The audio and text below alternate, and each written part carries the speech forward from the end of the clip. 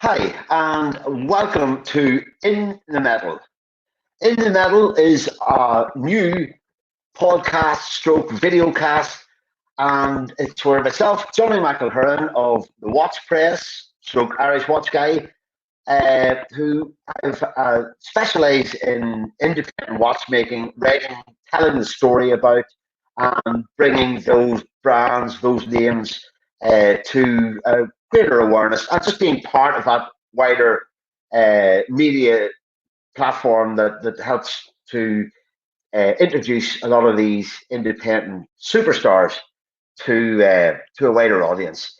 In the Middle is basically informal, chill, laid back kind of conversation where I will be having a chat along with my very special sidekick, who will be joining us in one moment. And but to introduce him, this is a guy who has already toured the world many, many times.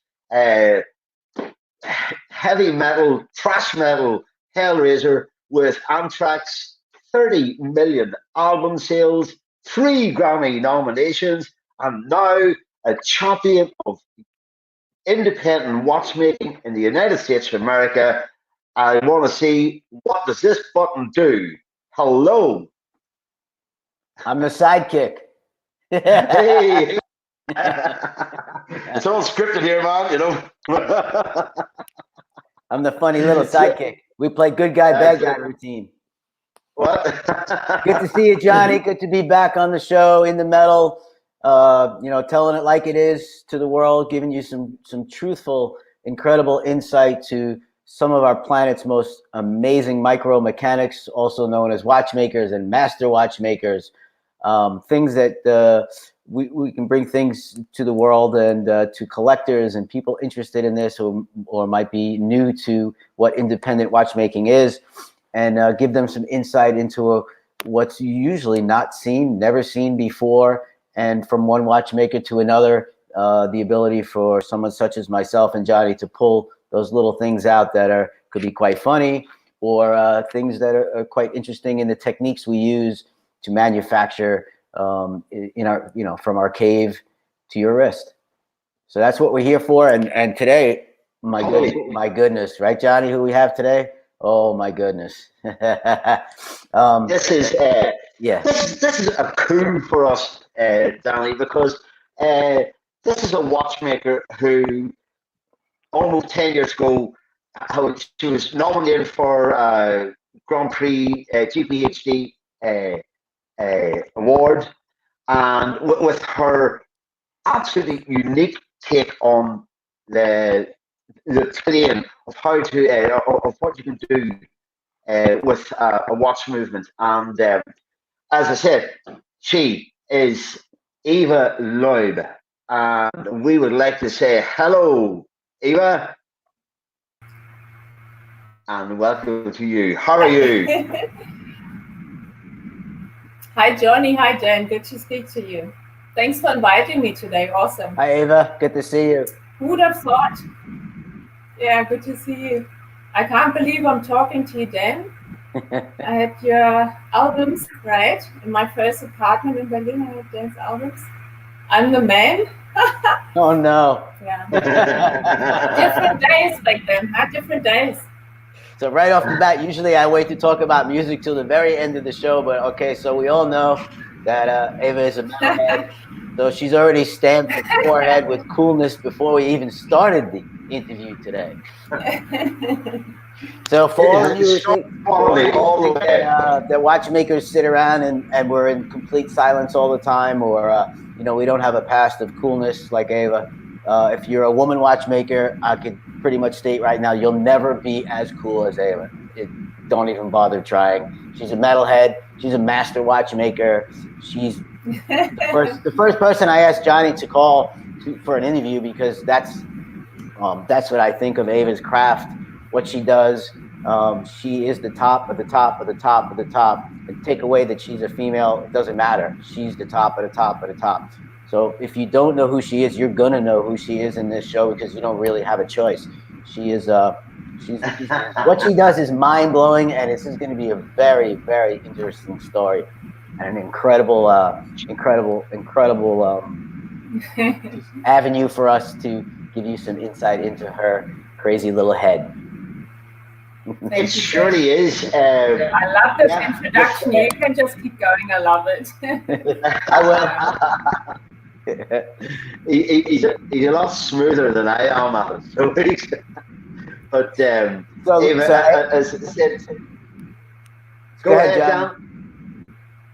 I was just saying about Eva. What she has done is you'd have to consider what you are, Eva, is a pioneer in your field, because as well as challenging, I know this is a sensitive issue to start off with, but you are, it is a very male-oriented industry, or at least the facade of it is. I know that behind the scenes, in a lot of the ateliers, you look at photographs of most of the big brands, there's an equal division of labour going on in the workshops, but front of house, in the watch industry, there's not too many have done what you have done, and you are a role model for kids. Like, you just met my daughter there 10 minutes ago, and so she can't believe what you have achieved. And as well as Sylvia, my wife Sylvia, we've written an article today in Watch Press, which is there for regarding your amazing Aria watch. So you know, it's a real honour to have you on board. Myself and Dan obviously are delighted that you accepted our invitation. We look forward to finding out what challenges you faced in the whole concept of your watch. And in the next few minutes, we're going to put up an image or two of your watch so as people can get an idea of what we're talking about. And so you won't be sorry to see myself and Dan's face disappearing for a moment or two. It's a nice watch put over it, but we'll have to make our apologies for you. Okay. So what I want to start with is let's go way back when you were really young, because people should know that you were started watchmaking at an extremely young age, and not just an interest in watchmaking, but you fiercely dove at it at a time where I can relate to, because I'm just a little old man. When, you know, independent watchmaking, we didn't have our own TV channel, right? We didn't have our own YouTube channel and Instagrams, places to place our pictures or anything.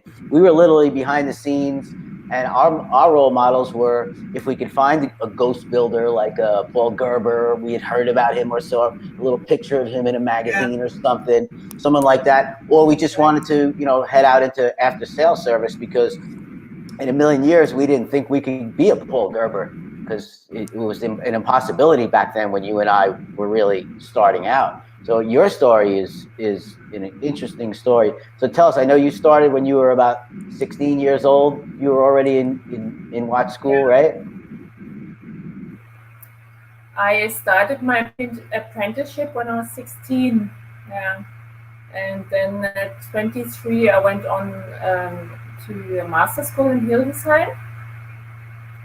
And I finished with my master's certificate, even though there was a lot of partying going on. But yeah, fun times. And after that, I went to work in a couple of different countries, you know, and in every workshop I learned different things. I learned new things in every workshop, you know. So my first station was in Switzerland, where I worked for a fourth generation family into watchmaking business, and that was very interesting. The father, he was retired, but he still had his workshop next to where I was, and you could go and visit him and ask him questions, you know. And he would walk past the wall of clocks, and he would say, "There's something wrong with this clock," and he would describe what it was, you know. And he had what he was doing is he took grandfather clocks. He did the movements up, and he pasted them into perspex cases to hang them up to just admire, to be able to admire the movement inside. You know? Awesome. and he had. I couldn't believe when I saw it, but he made every single tool that he was using. He had made himself during his apprenticeship, except for a lathe, which was a little hand-turning lathe. Right. Everything else he had made himself, especially. And then after that, I took on a job in Cape Town in South Africa with Kronos Master Watchmakers, with Jochen Dietrich. They were very special times. There was sort of half self-employed, you know, a bit like a subcontractor, you call it. Yeah, special times. I met some top people. They're very lovely people, and they were really good years. But you always had, all the crime every day, but also all the spectacular natural beauty right next to it at the same time. You know, crazy times. And then So you were doing Rolexes down there. That's what. So you, when you were also okay. I was doing everything, repairs and restoration, but we were also the only place who had the Rolex agency in the whole of the Western Cape. How did you end up there from coming out of a German school, and how did you end up all the way down? Yeah. I don't know. I had the travel bug, and you know, in Switzerland, after a couple of years there, I started to write applications, you know, and sent them to different countries. I don't know. I just looked it up in watchmaking magazines, or I don't know where you found them. It looked like it was, and I just it looked like it was warm with palm trees, and you just said, "Yeah, that's for me" for a while. I wanted to go to an English-speaking country. Yeah. Okay. How old was I there? Was it late 90s? I don't remember how. Maybe 26 or something. I don't know. So I went there, and then I had a really good time. Then I met really good people, as I said before. But there was also a lot of crime, and in the end, that there started to be bombs going off, you know, aimed at American-based businesses, like Planet Hollywood or Harley or something. And eventually, during my time in South Africa, I went to do vocational training at Rolex, right? To be trained.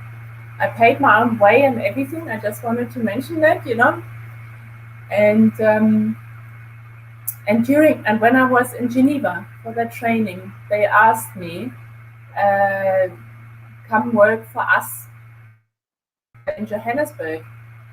To which I replied, I don't want to die yet. To which they replied, we're just setting up a center in Sydney. How about Sydney? And so I went back to Cape Town, and I worked there for another year. And then when it got really, you know, dangerous, eventually I took that job offer in Sydney, and I moved to Sydney pretty much straight away. Didn't really have much of a break in between or something. And was that for another Rolex service center, or were you? And that was for Rolex. That was for Rolex, and yeah. The place in Cape Town and the place in Australia, were you just single-handedly handling all the Rolex, and or were you seeing all kinds of other stuff come across your bench? In South Africa, we were a workshop that handled any sort of repairs and restorations, and I did all of that. And we had the Rolex agencies, so a bit of everything. And then in Sydney, it was the Rolex service center in Sydney. Yeah. Okay. So that was then just Rolex for the next couple of years. And when I arrived there, I had to get used to, you know, being able to, I mean, I loved it. I had to get used to being able to walk around the street at any hour of the day, you know, without having to turn around all the time to see if someone's sneaking up behind you or something. Right. Yeah? So, yeah. That was good. So how long were you in Australia? In Sydney. How long were you in Sydney? So I moved there in 2000, and so I was with Rolex till 2004, and it was a great time. I had super colleagues. It was a ton of fun. You know, the Rolex the training, Rolex training is very solid, you know, very thorough. And plus we had a good time. Is that right, Serge? Yeah, Rolex training is something. I had a Rolex instructor when I was at WOSTEP in Neuchâtel, and it was one of the first days, and he was from Rolex, the Rolex instructor. It was a weird course at that time, and he what was his name? Peter something, can't remember his last name, but what he did was he gave us every Rolex movement, you know, including Daytona chronograph and all that, and the old Zenith, and he said, take them all apart, you know, let me see what you can do, you know, and then bring them up to my bench. And so everyone is, you know, taking them apart, and excuse me, and I took all of them apart. You know, everything is in my perfect OCD line of every little part, so I can remember where everything goes in every little box. And I bring up all the movements to him, and he looks at me. He goes, Spitz. Takes them all up, back to your bench, put them back together, and he went like that. You know, like all of them are mixed together. So I know Rolex training can be a little bit like that. So it gives you an incredible foundation, because as we know, Rolex is built so well, it almost falls together when you put it together. It's like no other watch. That's right. So that's right. They're just, I mean, how many other watches really can run dry, you know? So it's a great training, and then you've given us a good background of your solidity in your training from a master, you know, all the way through, you know, working in a clock store where a guy could walk past the clock and know what's wrong with it by listening to it. That's like, you know, a guy, you know, who knows he's a Porsche mechanic, and you pull up your Porsche and he doesn't even have to open your hood. He knows what's wrong. It's the same principle. And when we're young watchmakers, it kind of blows us away. You know, the old guys, they blow us like, how do you know that? But that only comes from sitting at the bench and having that experience. And that's what I try to tell and convey in this show to collectors and other watchmakers is, you can come out of school and have that dream of, all I want to do is be an independent watchmaker, because it's the big thing now, let's say. But without sitting at the bench for all the years that you've sat at the bench to gain that knowledge before you build your own timepiece, you know, we have to learn that. So when we build our own timepiece, we build in that longevity, that robustness that I always say, you know, the wheels in my timepiece I'm making here are 5 times thicker than they should be, 10 times, you know, like a Roger W. Smith type wheel. We build pocket watches for the wrist. You see how she's shaking her head, Johnny? It's yeah, absolutely. She built her watch. We'll get to that. So that background of sitting at the bench, you know, there's nothing like it. And you might have to do 5 or 10 years of suffering. So if you're an attorney or a doctor watching this and you're a collector and you wonder why there's so many years behind what Eva does, you know, it's not just the school of 4 years and then another 2 years and then there's special courses. It's another 10 years of apprenticeship, and we almost still don't know what we're doing. If we haven't found our exact direction of where we want to go, are we a chronograph person? Are we a tourbillon person? Are we just keep it simple because we already did all that? I want to go back to, you know, a solid watch that will last for 1,000 years with basic service. And, you know, where are you on that map? Once you find that, sitting at that bench all pays off. Because, I mean, I did after-sales service, like same with you, seeing all kinds of things, all the A-shield movements and all those old, you know, movements with my grandfather, and then all the way through after all my schooling. And nothing, you know, that was the best preparation of anything. It's just trying to figure out problems across the board. So I saw many pictures when I was just a young tadpole watchmaker. Same size I am now, but I was a young tadpole, and I'm looking through the magazines, and I saw pictures of you in your shop with your Aria F1, and that was in Australia. So it looks like you split from Rolex. You must have been getting the dream, something you were seeing. You were either seeing pictures of Peter Gerber's triple rotor or something. What triggered your female watchmaking brain to go, I'm going for it? There is something that called independent watchmaking, which that word wasn't invented back then yet. It's kind of like me with music, with thrash metal. There was just heavy metal. There was no word yet until someone heard that kind of music. So what triggered your brain to go, I have an idea. I want to go for this. I want to build my own timepiece and sell it and be my own brand, be my own person. Where was that turning point? Well, at the end of my time in Sydney, the first half, there's more coming. I didn't go straight from Rolex to making my own watches. There's more.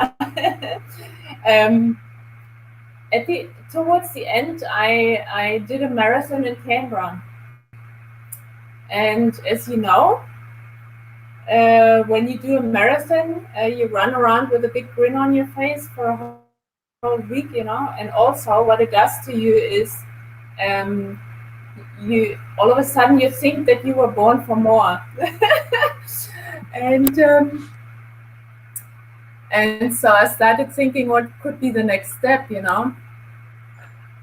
and someone told me about Thomas Prescher and what he's doing, and I looked into it and I found it fascinating, absolutely fascinating, and I thought, wow, that is something that I have to get into, And so I started contacting Thomas first, and a couple of other AHCI members, and most of them didn't need anyone, or they couldn't hire anybody because they were at the beginning, of their career as independent watchmakers. I'm sure that they all had years and years of experience, with repairs and restorations and stuff.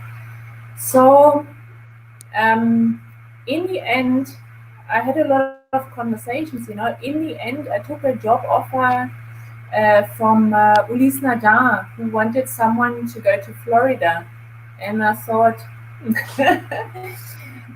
that sounds pretty cool as well, And Ulysse Nardin, at that time, there was something like in between an independent watchmaker and an established company like Rolex or Patek. They were Patek. They were sort of in between.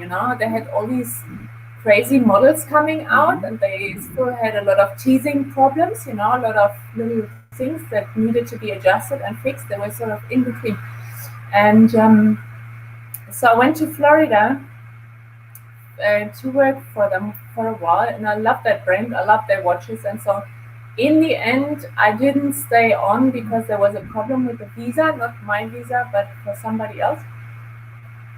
And also the more intricate pieces, the interesting pieces, they sent them all back to Le Locle, right, to headquarters, And that's one thing about Ulysse Nardin, is they're very structured, and they separate the work, So one watchmaker does one model and nothing else. In Rolex, you get all the different models of that brand to service them, for variety.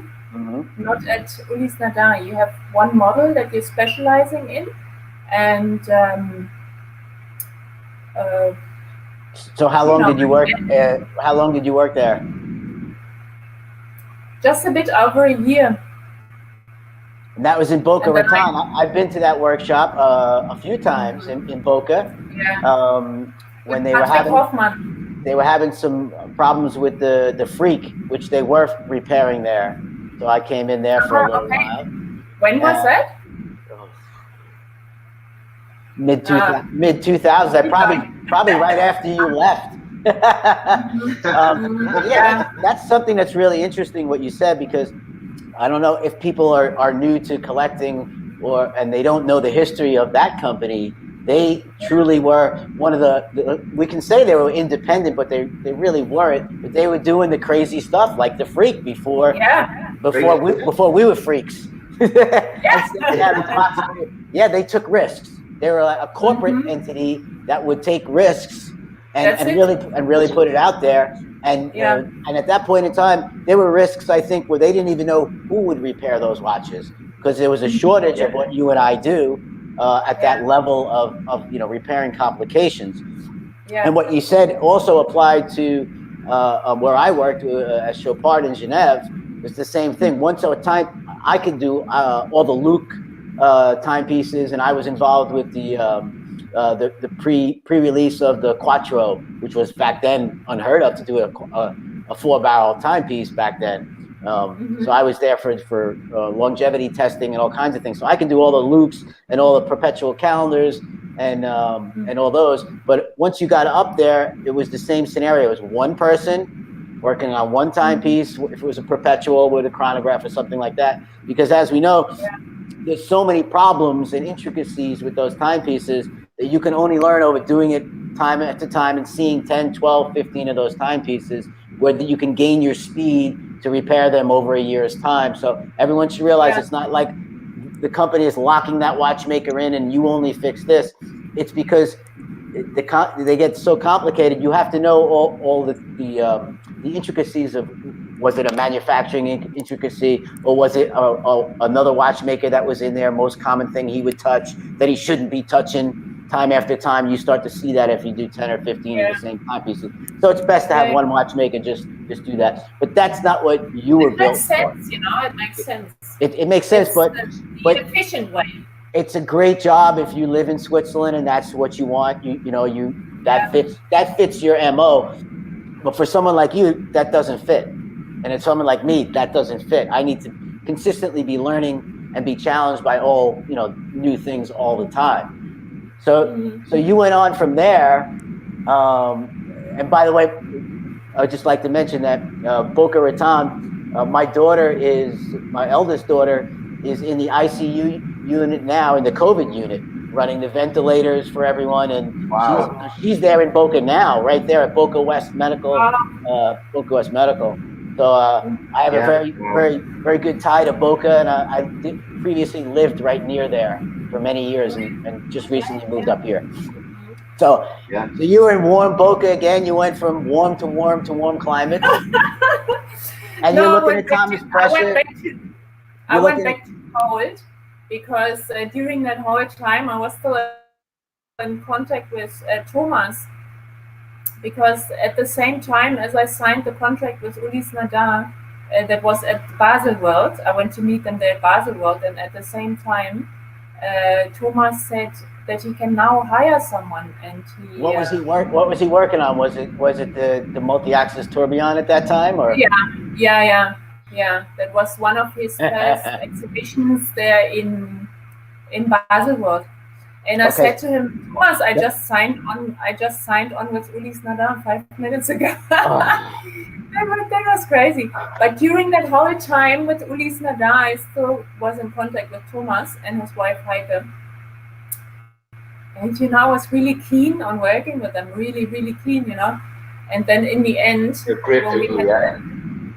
when we had those visa problems, not for me but for somebody else, I decided against it, and I took on a job offer with Thomas, and that just opened up a whole new world for me, completely.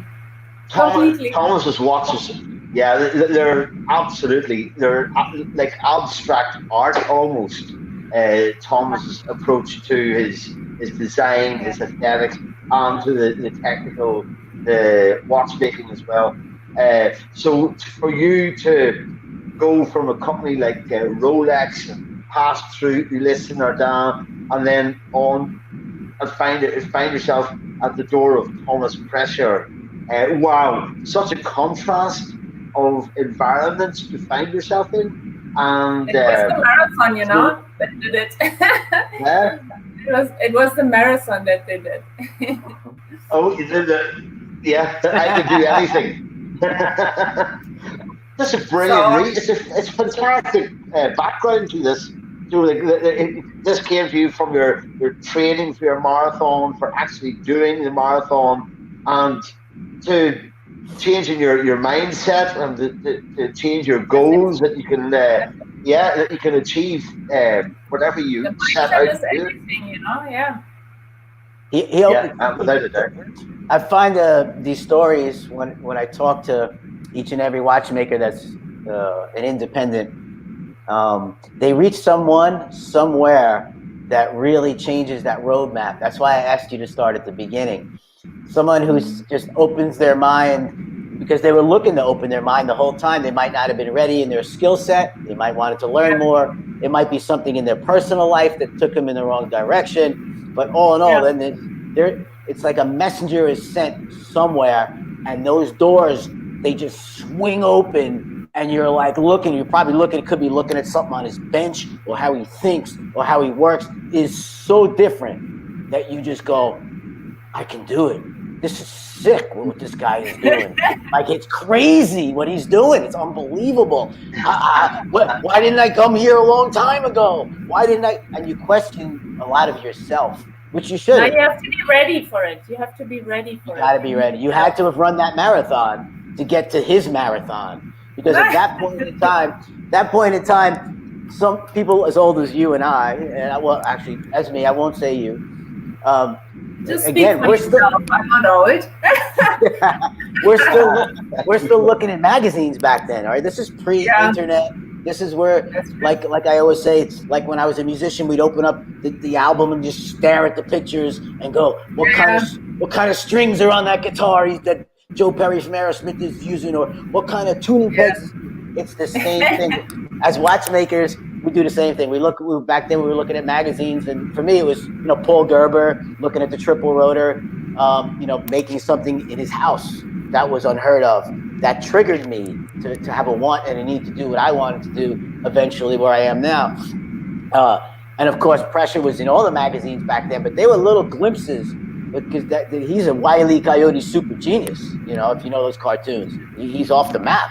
So I want everyone to know that you're not just looking at a normal watchmaker here.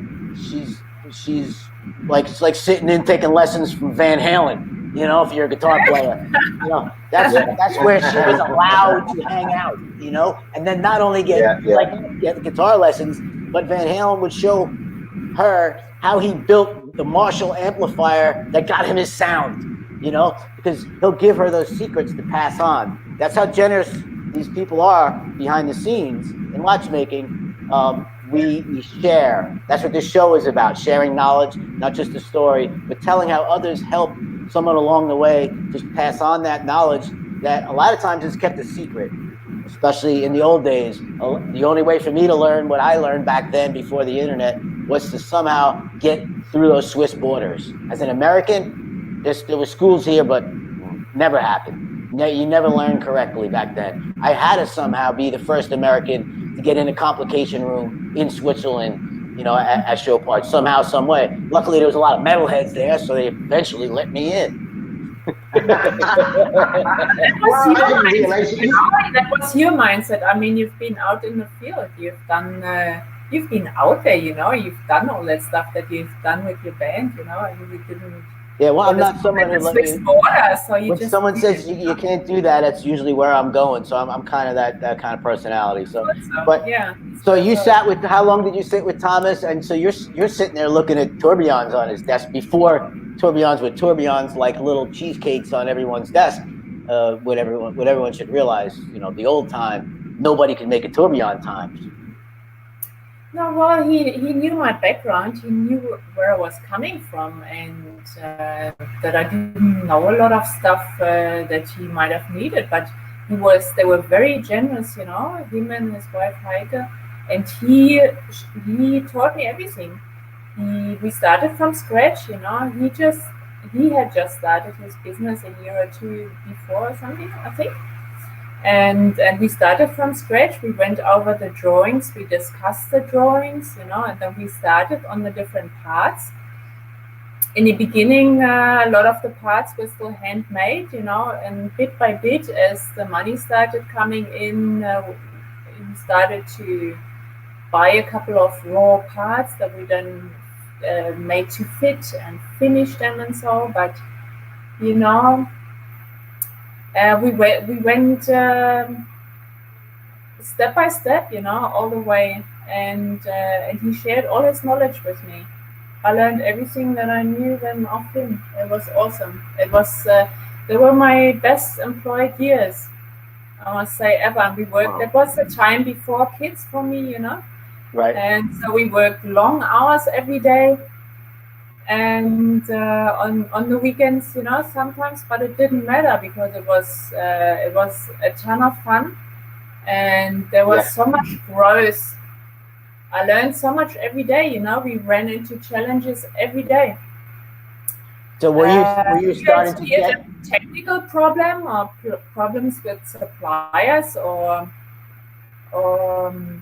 material or whatever, learning skills, anything, but it was fun, every day there was growth and a lot of learning. It's awesome. Were you starting to get the ideas for your timepiece while you were there, or was that afterwards? That was afterwards, but I mean during my entire career, as a watchmaker, you often get asked, what's your favorite watch? And I often thought about it because I like different parts of all kinds of watches. And I was thinking, what would my watch look like, And then after my years with Thomas, I had my first son. And then I found myself at home for the first time, and I didn't fancy being a housewife, so I bought my machines of Herr Hessig in Burgdorf. I think every watchmaker in the Swiss German part knows him. Mm-hmm. So he's got showrooms full of perfectly looked after old machines. He has anything. I have to visit him again. Mm-hmm. So I bought my machines and I started thinking about planning my own watch, now that I was at home with my baby, And then I met someone by accident or not. I met someone who supplied me with a 3D drawing program that I started to teach myself. And I started thinking about what my perfect watch would look like, And I often thought, when you have those beautiful old watches, and the old ones, they often have closed case backs, yeah. And when you open them as a watchmaker, that whole miniature world, this wonderland, pops open, and you get to see it, and it's perfectly finished. With so much attention to detail, that you think the owner of the watch never gets to see that. I often thought that was sad, and I often took pics. That was later on. Back then we didn't have mobile phones, but later on I often took photos and sent it to the owners, just to show them, and they were delighted, But so I have to see what's inside the watch. Yeah. So I thought I want my mechanism to be visible, and not with the case, not through the case back where you have to take your watch off, and then clean it on your shirt and show it, But I wanted to be visible from the front, and I wanted to have a movement in one line, and I wanted to have big wheels and a big balance, and so I wanted to make it to curve around the wrist, That was my idea, and then I started thinking about. Then I started with little drawings, and I started thinking about how can I actually make something like this, because to someone out of the watchmaking world, it would look like pretty much a normal looking watch, except that it's a little bit bent, and that's it, But no, when you have a curved movement, everything has to be changed inside, Johnny, put up a picture of some of Eva's work. Yeah, I think it's about time to introduce Eva's watch. And I know, Eva, you were telling me before we went live that the images that you sent me yesterday are prototype. So, but Yeah. is it okay? You're happy enough that we show the long one there. So, what happens here? So, yeah, let's just continue to talk about it while it's wow. Yeah. So, yeah. So that's So the prototype. That's a prototype that I showed 2011 in Basel. And here again, Thomas helped me out because I started working on that watch from home in Sydney. I moved back to Sydney after I had my first son. We moved back to Sydney. And then I started to work on that watch. And normally with the HCI, how it works is you have to show your work that you want to exhibit with them, and then yes. they decide whether or not you can exhibit with them the next year, you know. And once this piece was almost finished, I called up Thomas again and I said, Thomas, I'm making a watch and it's nearly ready, and I'd love to exhibit with the HCI as a candidate, you know, in this year basically. And he put it to them, and some of them said no because we haven't even seen it, and Thomas told them, you know, if Eva tells me that she's working on a cool watch and that she's gonna have it ready for Basel, I'm going to believe her, you know. Wow. So I have a lot to be grateful for, you know, with Thomas. And that's how I ended up exhibiting in Basel in 2011. He's like your big brother. So yeah, now Johnny's starting to show some pictures of your how you work, the inside and the movement.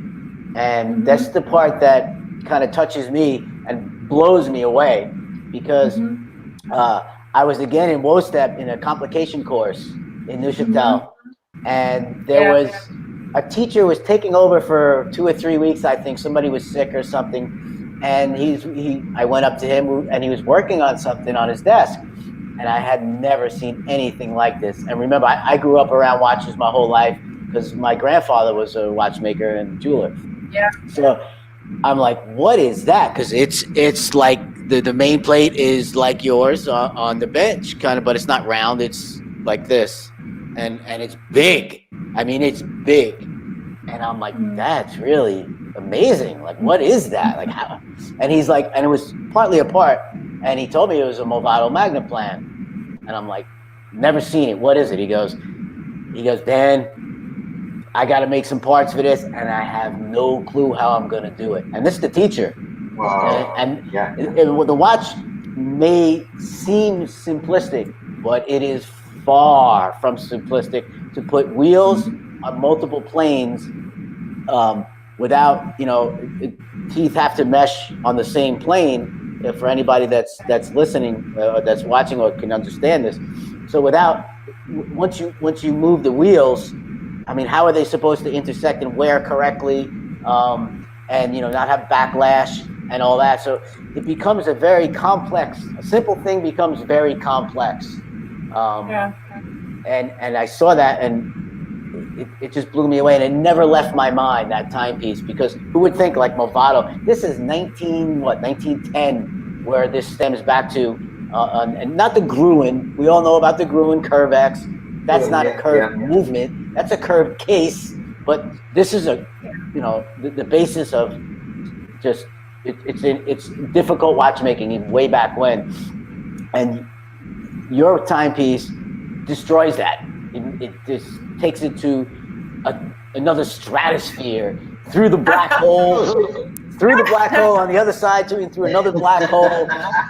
You know, you have your own. It's your own timepiece. So I want people to know what Eva's done really has nothing to do with that timepiece, but it definitely has to be mentioned because it is part of our historical watchmaking pedigree and past.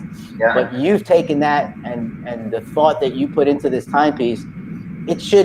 Your timepiece should be like on the cover of every magazine forever, because the accomplishment you've made is mind-blowing to other watchmakers. And you need to know that you did make, and you do make, a huge impact to all of us. We all know you, we all see you. We need to get you. You're top tier. Brilliant. If you're looking for, amazing. because I see people what they've written, what they write about other people, watchmakers, art, and we have art. Okay, let's get this straight. What we do is art. If you don't like it, fine. You know what? There's another artist for you, just like a painter. You don't like one person's, like Salvador Dali, then you'll like somebody else. But Johnny, put that picture up. Put that picture back up. That's a masterpiece. That's a master watchmaker at work at its highest level. That was the number 1 after the prototype. That was the next watch. Wow.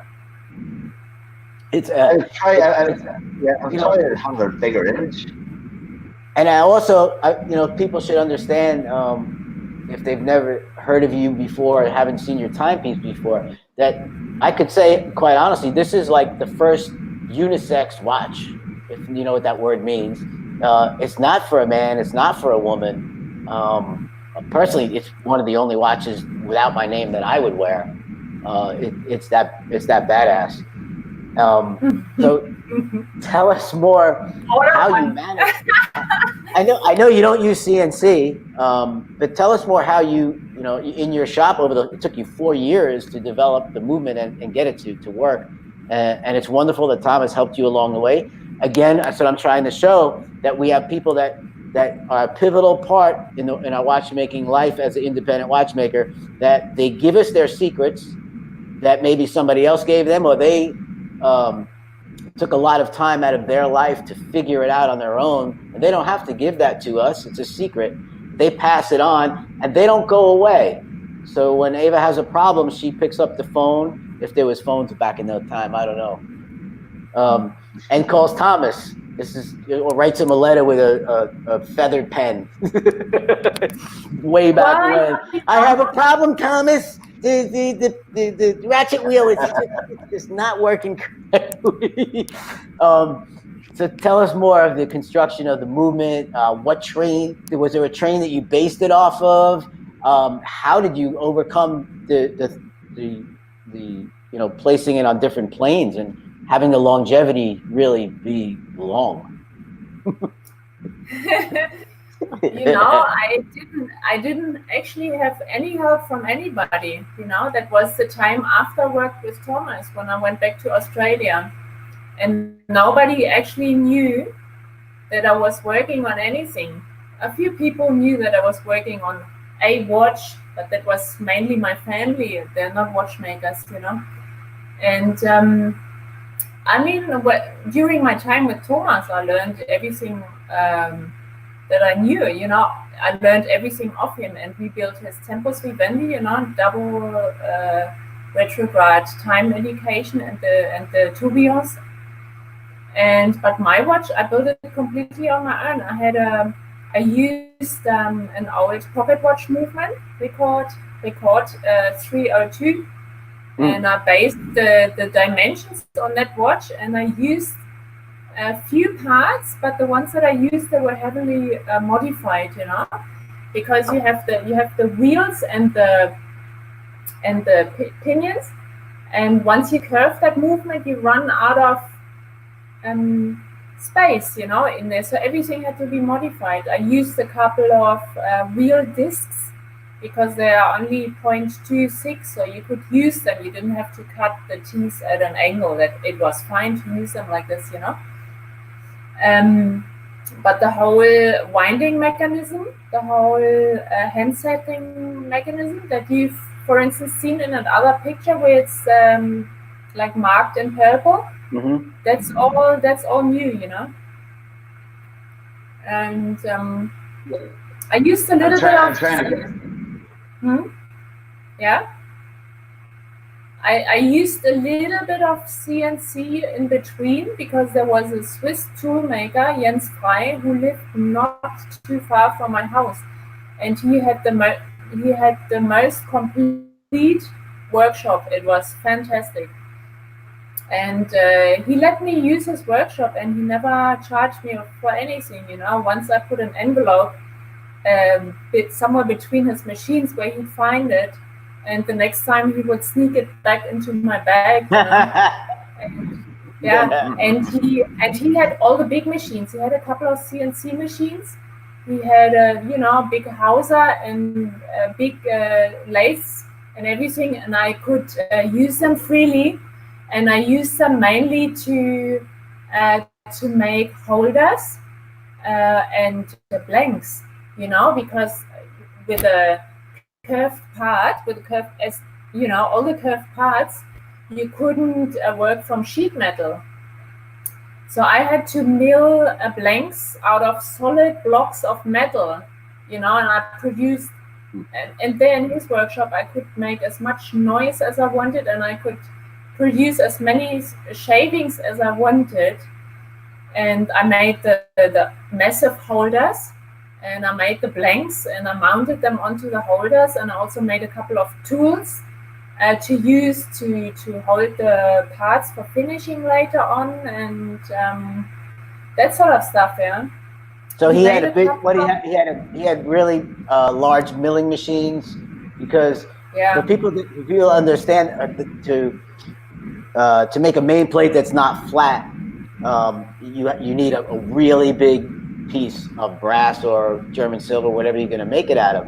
So what Eva is saying is, we really have to get a big piece, and you need a big, heavy machine to cut that piece down. I know you have an Aria F1 like I have behind me here.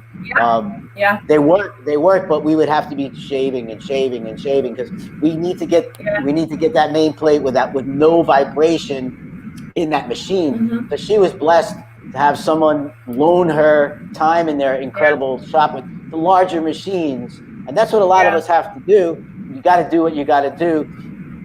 She was very lucky to get someone like that to manufacture herself a main plate like no one had done before.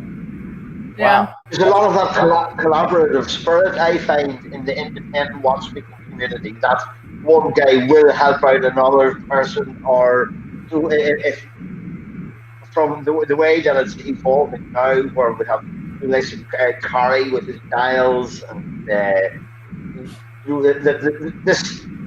it's Andres Strehler or Tyler with Concepto, or if there's an interaction between the different independents. Now, I know maybe compared I had no interaction with anybody. How did you manage to get all the material and parts and metal that you needed all the way to Australia? Because I know that's a huge struggle. I have a friend who is manufacturing timepieces in Australia now, and he has the same struggle that I have here in the United States. And we can't even get the right metal here or anything. So and we can't buy small quantities of it. I sourced it all there. I mean, when I went to the shop, I asked for a certain type of brass. They couldn't even tell me what type of brass it was exactly, but I tried it out and it worked. And plus, I had that Swiss toolmaker. He had a bit of knowledge behind him. He told me a lot about materials. But I got the silver steel. I got that from Switzerland. I had brought that over from Switzerland. Right. I got brown material and sheets of silver steel. You wouldn't get that there, but brass and that's it. And precious metals, you get that there. Yeah, you can get that. Yeah. So just so everyone I was reading a lot of books. I just had all my books and I was reading through them. And I mean, every day I ran into problems, and then I would just grab my books and read, and try to find out by myself how to solve that problem. I didn't really want to talk about it too much because I don't know. It wasn't really. People weren't as interconnected as they're now. And I don't know, I wanted to try out for myself first if I get that thing to work. Anyway, before I come out with it, I wanted to see, does that idea of mine work anyway? And I didn't know till the end, We all don't know till the end. That's the cool part of it. It's our challenging nature to be, a true independent watchmaker at the top of her game or his game is to challenge yourself beyond what other people can be challenged, like I'm doing here with my new escapement. I'm making the parts, and I just decide, hey, wait a minute. I figured out now finally how to machine the titanium. Why can't I make all the escapement parts out of titanium? Okay, let me make the escape wheel out of titanium. Let me make the pallet of my escapement out of titanium, because it's indefinitely, it won't wear. It'll never ever wear out, and it, it'll add to rundown time. But we push ourselves is the point of the story. Ava doesn't just make the movement, the main plate. She makes the case. She makes everything all by herself. And that's why that's what makes it she's so not unique. a normal, walking, normal human. she's You know how I made the case? You know how I made the case? You know how fragile the top is? Yeah. You have to mill that out on the Aria F1. I had a blank made by a goldsmith, and then I milled it out. So I mounted it to a round table on the Aria F1, and I made a little container out of paper around that blank, and then I filled it up with candle wax.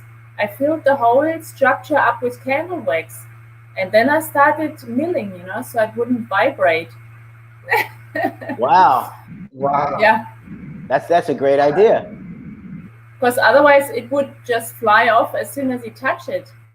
So your workshop in Australia, you basically had your Aria, you probably had a Shaolin 70 I've seen. You were able to do gear cutting there on your Shaolin? Were you doing cutting gears as well? Yeah, we made the gears for the hand setting mechanism. We made that Swiss tool at Jens's workshop. We gave it a try. Let's put it that way. It didn't really work out because those gears were thicker, and there the teeth had to be cut at an angle, right? So what we tried is to turn it around and then start milling it out in a smaller diameter up the top, getting bigger and bigger and bigger, if you can imagine what I mean. But the problem is, like cutting it out like a pyramid shape, Mm-hmm. But the problem was that we had to use a very thin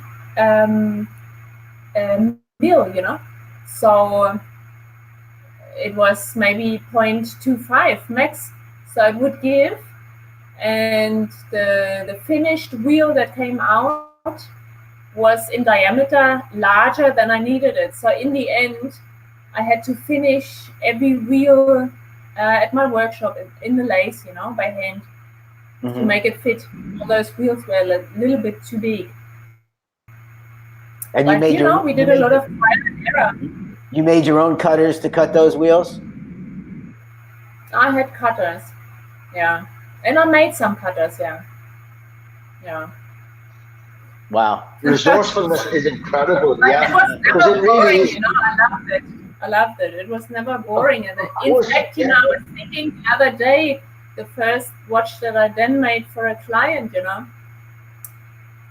it was such a special time for me, and during the time that I made the second one, which still took half the time, because I had my second baby also during the time. And the time was so special that I was thinking a while back, I was thinking I should contact the owner of that watch now, and I should ask him, if he ever wanted to sell it, I'd love to buy it back, because it was attached to that watch, You can't let go. You were feeling your way around in the dark, sort of thing. But it was super. There were always friends popping into my workshop, and my boys were there. And they loved it, They thought it was a bit of a camping experience or something. We spent a lot of time in my workshop. They grew up there, Yeah. But to see this taking shape in front of their eyes, it's quite a thing. I have actually gone and been able to enlarge that image, I think, Dan, that one that was just in the center there. So maybe we could show that there again. This is where you were explaining about how the gears have to interlock. There's an additional dimension to the engineering because it's not the teeth aren't just interlocking on a flat plane. They're having to meet at a tiny angle that is common throughout the whole shape of the piece. Yeah. So the axle of each wheel is pointing towards the center of that circle, right? So they're all at an angle to each other. Because a lot of people ask me about the polyplan and the curvex and so on, but it's got nothing to do with it. I wasn't even thinking of those watches ever before. Wow. People ask me about it. Nothing at all, but they all these wheels point to the center of that circle, if you follow the curve. Yes. And what else? For instance, if you take the winding stem, if you just kept the straight winding stem, it would poke out the other side. Things like this. You had to come up with new ideas. And there you go. Oh yeah. So. Sorry. There's a lot of. Put the other picture back, Johnny. Put that. The one with the. That's the one I saw. You can see parts of the hand setting mechanism. They were underneath the barrel and underneath the center wheel, and so That's crazy. And, the setting lever. You see the setting lever? That's a pretty cool contraption. Yeah. And all these parts that needed to be by hand. You couldn't do that by CNC. You could maybe a flat lever. You can cut that out by CNC, and then you save a lot of time. And you can. What Eva's trying to say is, she had to think so far out the box. If someone can understand the setting lever where you set the time, it's straight. So what do you do with a straight setting lever, a stem, that goes into something where it's going to curve? So how do you solve that problem, which is, I'm sure, endless sleepless nights for her, laying in her bed, trying to go, what am I going to do? How am I going to make a bent stem? Because that's not going to work. It's just the little things that you have to overcome when you're in an area of micromechanics that's never been done before. What you've accomplished, it blows our mind, and you need to know that. But also to fit the stem, if you want to go back to that picture, just check out the setting that goes over several floors. You have the bottom where the setting lever spring attaches, and then it goes up and it goes over the stem, and there's a screw that holds the stem in place from the top. But to get it. One second, I am working magic here. Just you might think I'm just here to be a pretty face inside. I've got a new image. Let's see. How about that? Yeah. Is that the one? Yeah. You see the stem, and then there's that screw. That's what's on top of the setting lever. That's the top bit of the setting lever, and then it goes down to the second screw further down.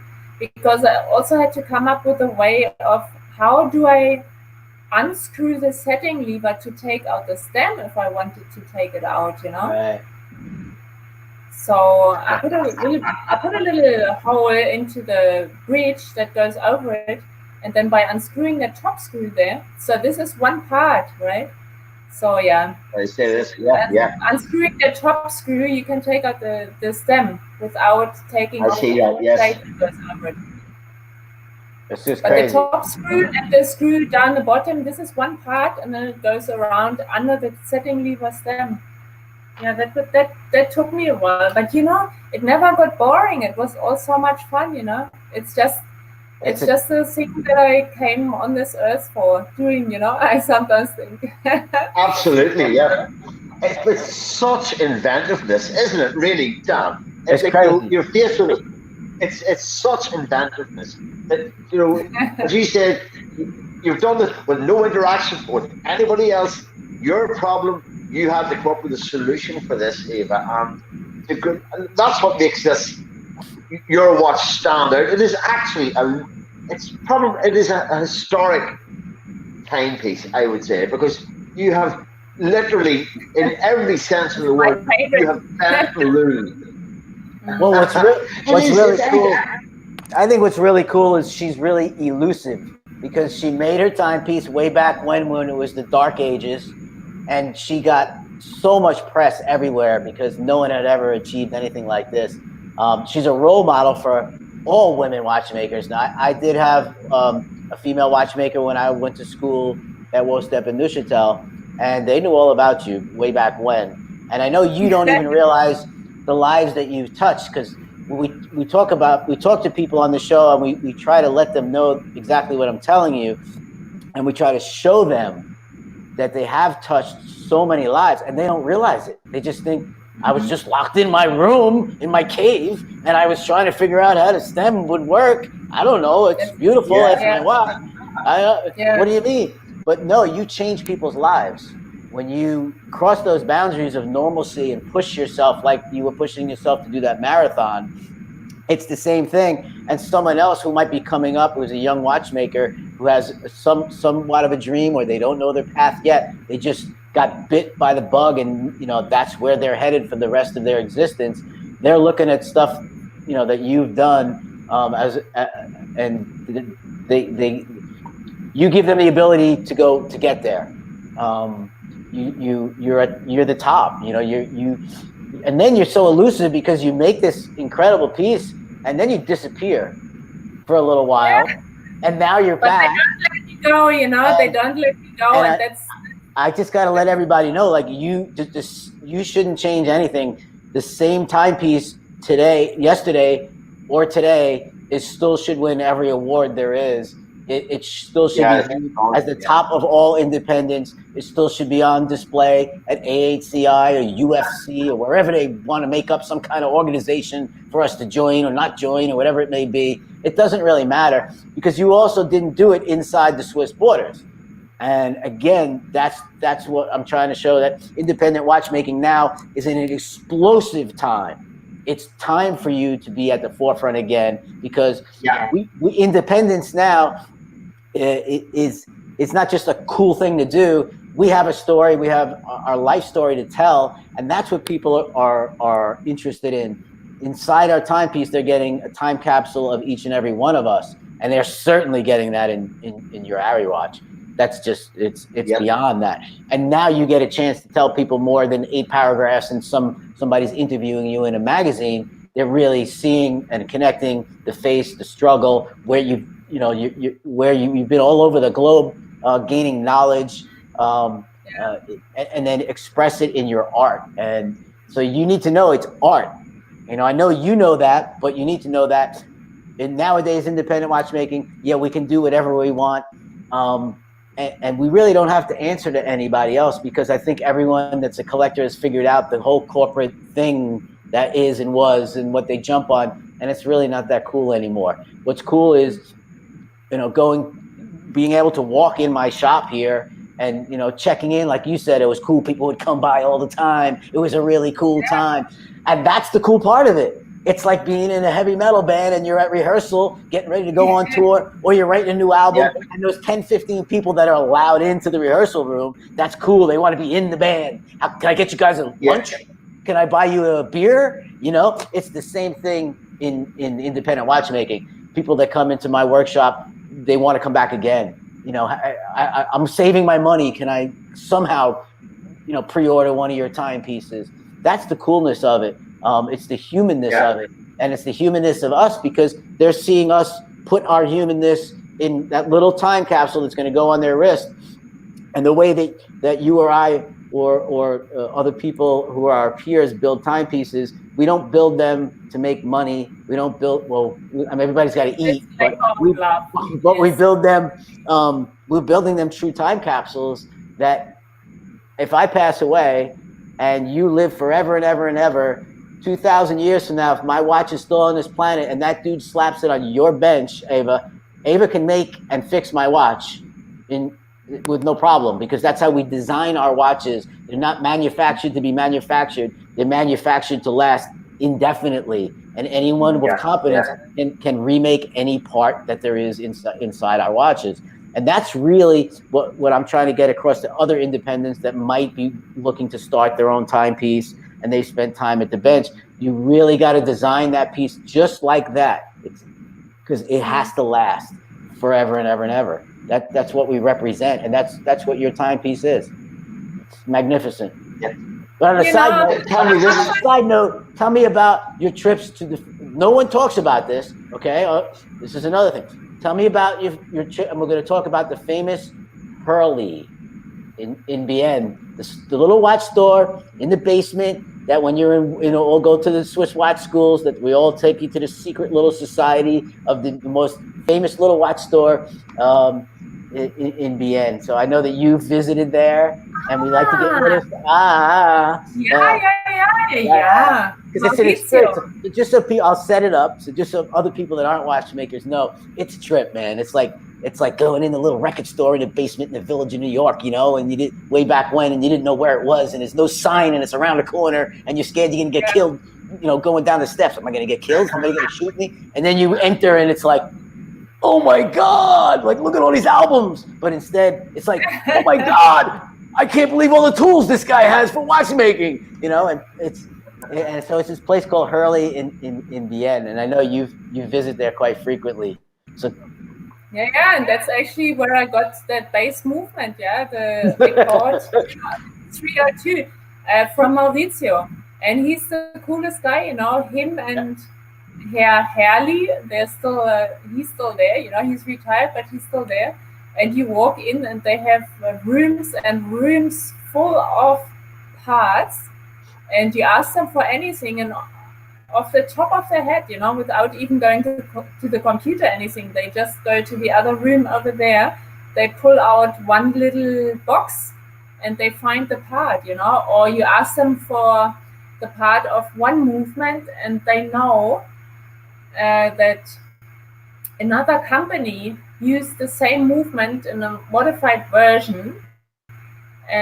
But those parts would be interchangeable, and they pull out a different movement and give you that part to be used in the watch that you need it for. It's absolutely amazing. Mind-blowing. He'll pull out a movement and it has no stamp on it. Oh, this was a prototype and I got half of it. And he just knows where it was.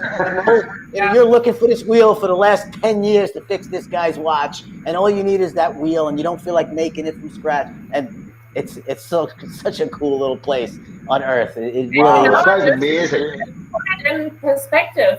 My spare parts supplier in Sydney, he makes a trip over every year to go shopping with Maurizio and Mr. Herrli. A lot of people. Everybody knows around the world, and it's like a little secret, but not a secret. That he's always gonna live. That he's gonna live forever. That's what I'm thinking. I remember my first time there, Antoine Simonet, the inventor of the WOSEP course, he took me in there, and I had that feeling like, dude, what is this? Because he's brought me to he brought me to people's garages at like 3 o'clock in the morning. Also, because I'm a tool freak, looking for tools. He goes, only you, Spitz. You're the only one that can come with me. This guy doesn't like humans.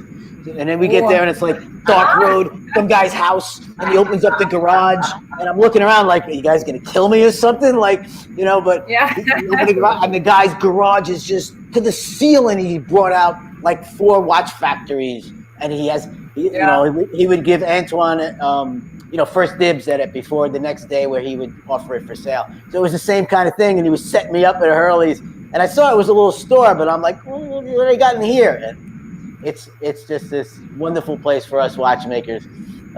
It's just unbelievable. Your heart opens up, and you just want to, you just want to hug him. I have a lot to thank him for.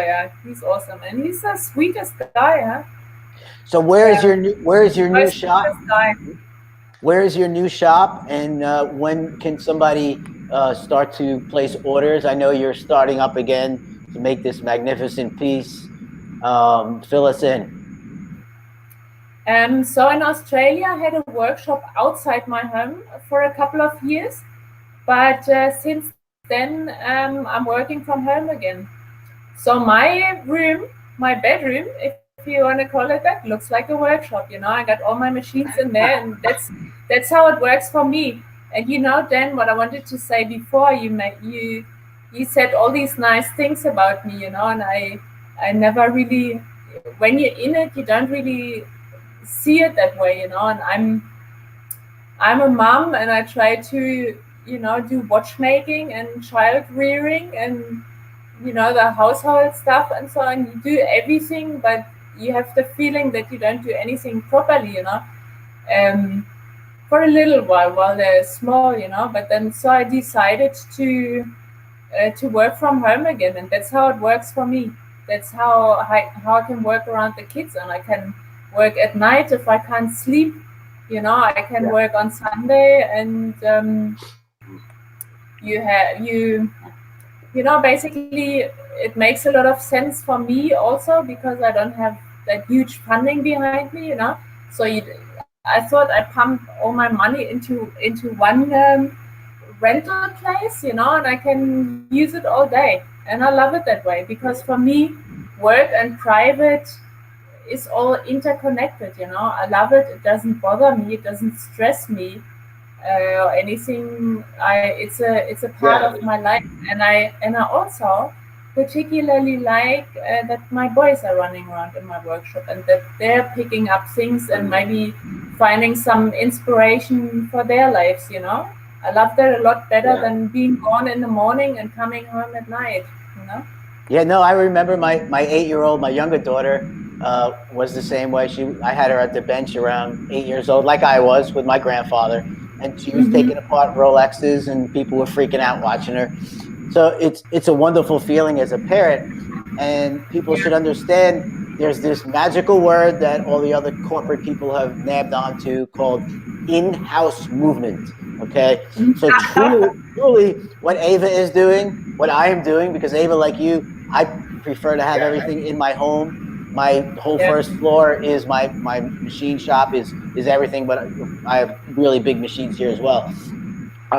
That stems from my uniqueness of my past, being on a tour bus since I was 13 years old, and being a night person. I'm used to 2-3 o'clock in the morning is no problem for me to be. That's where my inspiration. 13, you were on tour. At 13, you were on tour already. Yeah, 13. Wow. 13. I started, and it didn't stop until 2000, whatever, somewhere. And then I went back later on for a few. We did a reunion for 2-3 years, a couple world tours. And you know, I didn't want to be on that bus anymore and get back to what I was, you know, what I really wanted to do. So in-house movement for an independent watchmaker is truly in-house. It's not, it shouldn't be abused. That term is so abused right now. We're truly in our homes making incredible art for the rest of the world. And that's, we should change the definition to in-home, not movements. In-home movement. Yeah. What Eva, what you're saying, it stands true. You've got to be really careful. We've talked about this, and I am also doing interviews like last week with people who aren't watchmakers who decide to start their own watch businesses.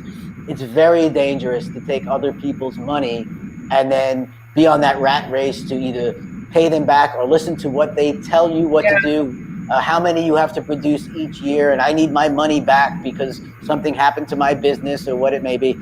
What we're finding out throughout the years of independence, and you've been in it longer than I, but and I'm sure you've seen some of our friends and peers who start out like we are here, and then they do sell a decent amount, and then they take in a partner or someone, and then it's a disaster. And where they are again today, they made an about face. They might even be in their 70s.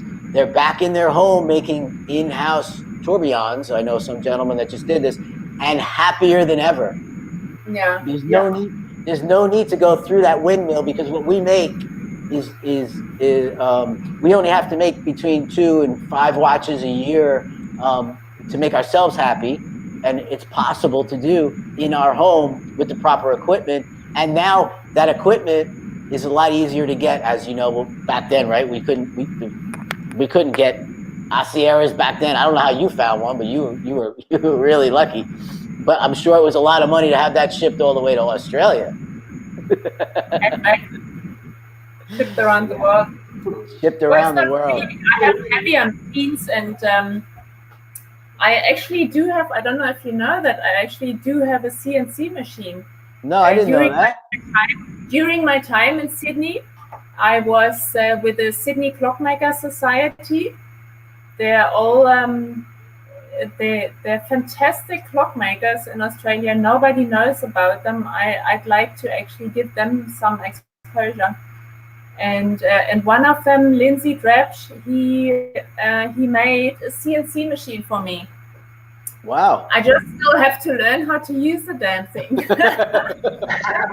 You know, and that takes a lot of time, and I don't, if money didn't matter, I always like to consider that question. If money didn't matter, I would just take all the time that I needed to do a proper course and to learn it, and to learn programming and drawing again properly, you know, from scratch. And that's what I did. It took me about a year.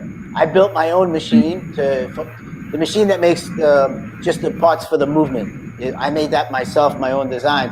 But I had to go to school for CamWorks, for CAD, for CAM, and learn. And I feel that was the best thing I've ever done. I think it should be anyone that's in watchmaking school nowadays.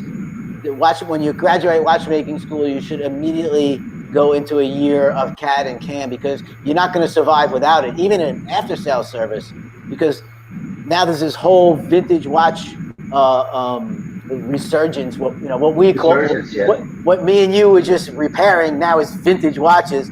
But as you know, when you get into chronographs and the mounted minute recorder springs break, back then we just took those movements if we couldn't get the parts, and we put them aside and just said, sorry, sir, your watch can't be fixed. Now, because of CNC, even after sales service, they can remake those parts again rather swiftly. Instead of, sitting at your bench and doing it for a week, it's not profitable, and the person wouldn't pay for that. But what we do in independent watchmaking, it can not just shorten your time, but every part you make, once you program it, the next person's timepiece, that part is exact, then the next part is exact. So number 7 Ari, number 17 Ari, your parts are going to be exactly the same, and it really is a game changer. Yeah, but as I said, I still have to learn how to use it, huh? And it's not your classic CNC machine. It's also, he sold it to me for mace rates. He built it up from a machine that was that he imported, that was actually made for the Russian market, and it was sort of a CNC ready type of machine, and he changed a couple of things about it. It had a gear head, and he replaced it with a water-cooled 24,000 revs per minute spindle. He fitted the power supply for a Gecko drive, and he made a couple of changes to that, and I have it sitting at home, and I love it. But I have my boys with me, when do I find the time to take off to go to some school and learn programming, for 3 months or so, what it would take at least, to get started. Like in Australia, I went to visit Lindsay a couple of times, and we did practice. He made the same machine for himself also, and we did practice together. But he's in Canberra, not in Sydney. Well, I'll get there. I'm just so you don't get frustrated. Just what I was going to say. Just so you don't get frustrated. You already know CAD, so to learn, maybe switch over to SolidWorks or whatever you work in is okay. But once to do the CAM nowadays, you don't have to sit and write all the code. It can manufacture 95% of the code with the press of a button from the part that you design. Sometimes it doesn't work perfectly, so you do have to know code to go back in to refix the code that might not. But don't think like 10 years ago. It's pretty much, your part's done, and it will spit out thousands and thousands of lines of code for you. So it might not be as long as a learning curve for someone like you as anyone else, and well worth it. Well, I was thinking of finding somebody who who could come to me and explain my own machine to me and teach me, you know. My older son, he is 13 now, and he's very much into computers and programming, and so I thought, I'm going to put his brains to use, and he can learn, and he can teach me, you know. What do you have kids for? Yeah, that's right. Yeah. And you got a built-in babysitter too, so you're good. And you know, a machine like this that sort of brings the independent into independent watchmaking, you know, because as you said before, it's a good idea to never borrow any money. And that's why it took me so long to build the prototype, because I always took in repairs and restorations, always, you know, to finance my projects. Because when you borrow money off someone, you enslave yourself. You're not independent anymore, you know. And then it starts to suck. It's not fun anymore. Your art is what suffers, because you can't. You once again you're gonna be stifled. And what I've been trying to express to those who are listening, who are watchmakers, who are collectors, is to fix the term of what everyone thinks CNC is in independent watchmaking. Our CNC machines that we use, we call them prototype machines. They're not make 500 parts, you know, at a time, and they just fall out into my hand and they're done and we just assemble a watch. It's just the ability for us to, once we spend those months and months and months to program whatever that part may be, it could be your main plate, you know, that every main plate thereafter, once we get that first one perfect, or maybe the second one, it's the little things that we keep, you know, correcting little mistakes. Once we get that first or second one perfect, everyone after for the next 20 years is perfect. All the holes will align perfect. Everything is perfect unless something happens to the machine. And that really is what has changed independent watchmaking. It's enabled people in Japan to manufacture with precision, where companies are looking at someone like Hajime Osaka in Japan going, how is it even possible you're making 30 watches a year? You're not in Switzerland. How is it possible? Because he took the time, he stopped, he learned how to you know, do CAD and CAM. He built his own machine. Same with Mark Jenny, same thing. He's still prototyping. It just opens up a whole new world, and it eases our brain a lot to have those parts in precision on our bench. But we have to know that those parts come off. I've been showing everyone on my Instagram how they come off the machine, because I want them to know it looks like a part, kinda, you know, it's still as raw, almost as if we made it by hand. So it's not a bubble gum machine where it's just spitting it out in my hand. But it shortens that lifespan, where you could make 5 or 6 Arias a year instead of 1 once you program it. Speaking of Eva, that's what you want, you know? Yeah. Oh, Johnny, I can't hear you properly. But you know what I wanted to say? A part that comes out of the CNC machine, it's still raw, you know? It looks like a piece of shrapnel, and it takes 5 times as long to make it to fit afterwards and to finish it, you know? But what the prototype, what did you call it? As a CNC machine for prototyping, what that helps us to achieve is that we can make our watches in a little bit less time, you know. Instead of using the saw, we can use the mill, you know, or you can make it as accurate on a manual machine, you know. I made all my watches manually so far. I never used CNC, you know. You can make it as accurate, but it takes a lot longer. And the CNC brings us more towards making it financially viable for us to keep doing it, you know. That's it. It's not that it spits out a finished piece or so at all. Yeah. Exactly. So wait, let's talk about music a little bit. You said, obviously in the beginning you said you listened to some of my old music, but when you were younger, what did you listen to? Most importantly, I like to ask watchmakers what they listen to, if they listen to music while they're working, and maybe some funny stories. Maybe you sat next to another watchmaker somewhere in a company like Ulysses Nardin, and they listened to something. So give us a little background of your musical prowess. Yeah, I listened to a lot of metal back in the day. Yeah, not Yeah. today occasionally. Now I get to hear more of the boys' music.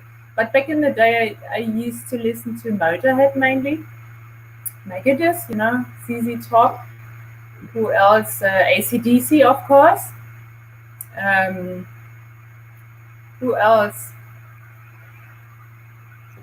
Big A couple of bad. the guitarists, and I had your record, and records. How different were those times, wasn't it? Wasn't it a prick to always get up and turn the record over? Yeah.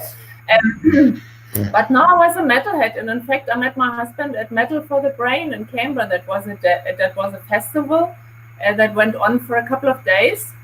And it was called Metal for the Brain because in one of the first festivals there was a fist fight and someone got brain damaged as a result of it. And from then on, they called it Metal for the Brain, and part of the money it brought in was donated towards people with brain injury. So yeah. There's a bit of a background. So did you ever go to metal shows back then? Did you see me play live at all? I didn't see you play live. No, I didn't see you play live. Who did I see play live? Did you see Motorhead? Of course. I was backstage. Then. I don't know how that happened. A guy came out and he gave me his backstage pass. And he was totally frustrated because Lemmy wouldn't let in any guys. He only let in girls. So he gave me that backstage pass, and I was backstage. And he was just there with, the other two, they just came out of the shower, and were checking out the women. And he was kicking back, no shower, nothing. He was just playing flippers. Yeah. Flippers. I didn't know what I was doing. I didn't talk to anyone or so, but it was just funny. So I'll tell you a funny. I tried several times. I'll tell you a funny Lemmy story. Obviously, we toured with them many times, but we were actually in America doing pre-production in California for a tour or something. I can't remember. And it was us, Motley Crue, and Lemmy in the same rehearsal place. And I love to play Asteroids, that way old game that's in black and white. And he is Asteroids King. He is known throughout all asteroid lands as he is Asteroid King. So we would sit there, I don't know how many hours and hours and hours, and just play Asteroids. He could go like all day, and it would be the same game. And he just sitting there, and he was Lemmy, but he cut his jean shorts to like Dixie. What was that? Those Dixie shorts, from that TV show. So it's like you walk in the room. We would sit there in the entranceway for other bands that were coming in for the first time. They were loading their gear in, or the roadies or whatnot, and they would look to their right, and there's Lemmy in his short shorts, banging the machine like this. And it's Lemmy in short shorts. The best. He's just the best. He just didn't care. He's just like himself. He's like, I'm Lemmy. That's just the way. What a legend! What a legend! A great host, just the sweetest, nicest guy, and just wanted people to know that of his Asteroids, his incredible Asteroids. He kicked my ass every time, multiple times around the world. He's mind blowing, and I'm pretty good. I would still pick him. Yeah, there was a dark day when he went. Hey. Yeah. Yeah, he's he influenced so many of us, and like what I'm trying to tell you, he didn't know it. We would come over from America in those days, and us and Metallica on tour, and we would take him on tour with us, and just because we were exploding. We were the American band exploding, so let's say through the UK, and we tried to tell him like what the influence he was on us. Like I'm trying to tell you the influence that you made on all watchmakers, especially female watchmakers. I know some female watchmakers that are just coming out of school, working on Rolexes, and you are a huge role model. And we're just glad to have you back in any capacity. And anyone that has a chance to pre-order or order one of your Arias, you should be lining up in line. I'm telling you, you should be lining up in line. Because if Ava decides that she's going to make more than one or two a year, you need to get in line and place those orders and get her back in her bedroom working full time. Yeah. What are your plans?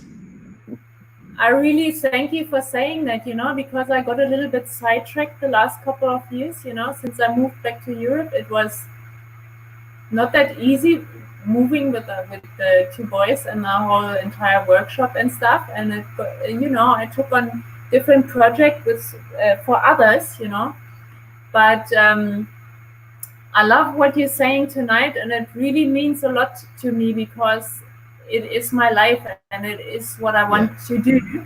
And I find over and over, it's reflected back to me by the people who don't want to let me go, and I still get emails from people who love my work and so, and it's a really lovely confirmation for me that this is my thing to do, I always knew it. I just got so snowed under with all kinds of other stuff, that I got a little bit sidetracked, but I know that it's my thing to do. But we fully understand that. We're human and we are artists, so sometimes we need some time off. I've done the same thing. I got frustrated in after-sales service. But I think you can see now not just the importance of independent watchmaking, but really we've arrived and we are the top now. Okay, it's not the Patek Philippe's, the Audemars Piguets, all that corporate crap is done now. Everyone sees through the smoke and mirrors that it was. And I'm allowed to speak about it because I just don't give a crap. I don't have to give a crap. I don't have to answer to anybody. And that's what independence truly is. And it is not a revival. It's the next level of what this was between the 1700s and early 1800s, when this is the way it was. Small little independence, either one person or two or three persons. For me, it's been a struggle because I'm in the United States of America, where there's nothing here. It's very rare to have the machines that I have here. I spent almost 2 years restoring them myself, and my plan is to help maybe one or two watchmakers and have them come aboard here, American watchmakers coming out of traditional schools, to get them on their feet and help me produce a little bit. But you have the use of my shop 24 hours a day to start your own timepiece, because it's not just expensive to get the machines here. You have to buy 2 or 3 Chablin 70s from somewhere to put them together, and it's just a nightmare to get them here from Switzerland, and all the other tooling we need. So get people and show the rest of the world that there is kick-ass American watchmakers, and that I'm an American, so I know there is. So we need to get that out there. I know someone in Australia, my friend from Rebelled, I think that's how you say it, Rebelled Watches. He's doing the same thing. He's the first Australian watch company making their own timepiece in the history of Australia. He's making a huge impact, and we're all independents doing it our own way, and that's what really counts. And you set that path a long time ago. When there was you and Thomas and Paul Gerber and the crazy V&A Holte, who I know you're friends with him. All those thrash metal dudes, I call them, because they were like the beginning of thrash. You were intertwined with all that, and you need to be at the forefront now, because we're all at the forefront now. Absolutely. And from my point of view, can you hear me okay, guys? Yeah, we got you now. Okay, super. Wow, back. From my point of view, I think that I've been following the independent watchmaking scene for the last 12, 15 years, and I have seen a momentum building, and it's been building and building, and your time is definitely now. The internet has been a fantastic leveler, so it doesn't matter if you're Rolex and you have a 200 million euro advertising budget per annum. If you can use the internet to your advantage, you can level those odds considerably. And I think that's what has been happening over the last number of years. And the independent sector has never been stronger since the early days of watchmaking, when everybody was independent. So I think it's fantastic. And I wanted to ask you, Eva, as well. Aria is making a return, yes? Yes. I have to move first. I have to move my home and my workshop, unfortunately, because we're living in a super nice apartment with a huge rooftop terrace. But the son of the owner has decided that he wants to move in now. So I'll be moving again. But after that, yeah, my return was planned for now. First of May, yeah. A little bit postponed, but only temporarily, you know. Hopefully. And can I ask another question, because you're not you are a pioneer in women's independent watchmaking, but you had people like Saskia Maika Bouvier, she made some beautiful pieces too, back around the same time, about 7 or 8 years ago. I'd love to see her making a comeback as well, because I think that maybe what she was doing, what you were doing, wasn't fully appreciated by the collectors.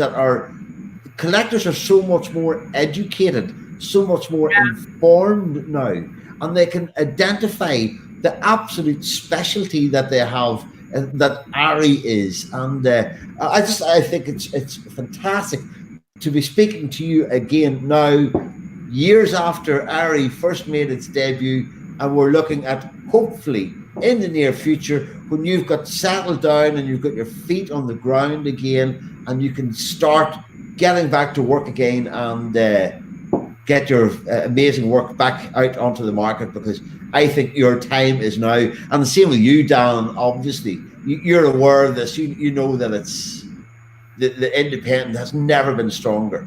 Mm-hmm. Well, Eva was 10 years ahead of the time. You know, like I said, the watch still is predominantly still at the top right now. She's 10 years ahead of her time. But now is the time where you know, she can post on Instagram like everybody else, showing what she's doing that day. And people are gonna be like, who is this crazy girl? Where did she come from? What school did she just graduate school? You know, no, she's but you know what I wanted to say before. You mentioned, you know, that companies like Rolex, they have that huge marketing budget, you know. Mm-hmm. But the thing is, they need it, you know. They need to market their watches. Yeah. Right. We don't need it. I don't have to market. I have to build the things, you know. I have to build them, and they will be sold. I don't have to market them. But Eva, in our time now, our pieces, they speak for themselves, you know. We need expression. In our time now as independents, we need to give back like Thomas gave to you. And the way we give back now is hopefully daily, or you know, every so often, pictures of what we're doing. Other women watchmakers will look up to you. They want to see, and they can learn from short little videos, maybe a YouTube channel. It does take some time away from what you're doing, but it could change somebody else's life. Like my friend Luke and Cyril from Arts Mechanics, and Cyril, they started a project that I'm part of.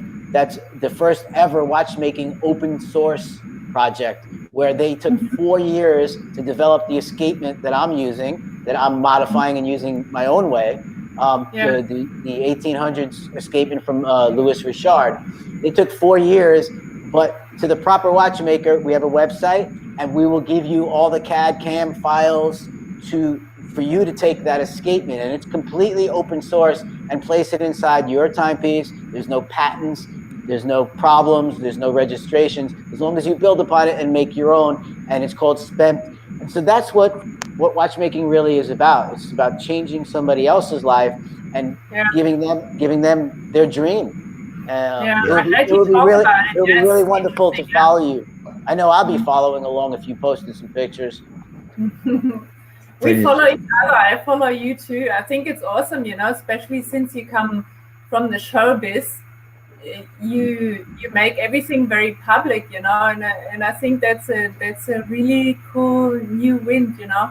And you're very friendly with everybody, you know. You're not trying to hide anything. You're trying to get everybody together and just enjoy it, you know, and just enjoy the whole ride, you know. That's what I did with my music. When there was all this fake music, all these hair bands, and the people were putting hairspray in their hair and dressing up with makeup. So that wasn't the real. That wasn't the real them. And the music wasn't really their music, because it was a record company telling them what to do and somebody writing their song and a producer then changing that song and making that song his song. So in reflective ways, that has nothing to do with the actual human those people really were. So thrash metal came about, the awesome Metallica and Slayer and Megadeth, the big four, because we looked at that and said, that's not them. We want to be us. This is what we are us. You know, this is my t-shirt. This is if I want to wear this on stage, I'm going to go like this on stage. And I feel that's what independent watchmaking is. That's what it should be. We should have shows like this with other people. It's not just behind the scenes, but it's behind the scenes. And I want to hear about your humanness. What was your struggle? What was it like? Not just a 3-4 paragraph interview by somebody like Johnny, who can just twist things the wrong way. Johnny doesn't. Johnny's a kick-ass writer. That's why everybody hires him. He's the best in the business. Yeah. He wrote something about my watch. I read it. I was like, it's perfect. Like, how did he do that? Excellent. Yeah. Thank you. He's the best. Style, Johnny, is really high-end, very elegantly written, and I love to read it. And I love the exposure that you're giving to independence. I love it. I have to give credit to my wife, Sylvia, who wrote that article today regarding your watch. And so Sylvia, behind me is Sylvia has been a fantastic support. She is very creative. She has a lovely writing style of her own, and the two of us complement each other.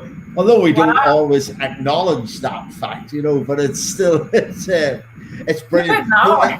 I have to definitely mention her, and it's great being actually a part of that. That the two of us can discuss these watches. We can talk about what we were going to talk about tonight, and you know, even as I said, we were discussing you there about 2 hours before we started, and my daughter was really impressed with what. So it's a family thing as well. In the writing, in the same way as you're getting your son into hopefully into the computers, the digital design aspect of it. So no, it's fantastic. So yes, I couldn't let that go without giving credit to my good wife, or my dinner will be in the dog. And that also we get, by having Johnny as my partner in these interviews, it gets a whole new perspective, because before we start, we talk a lot of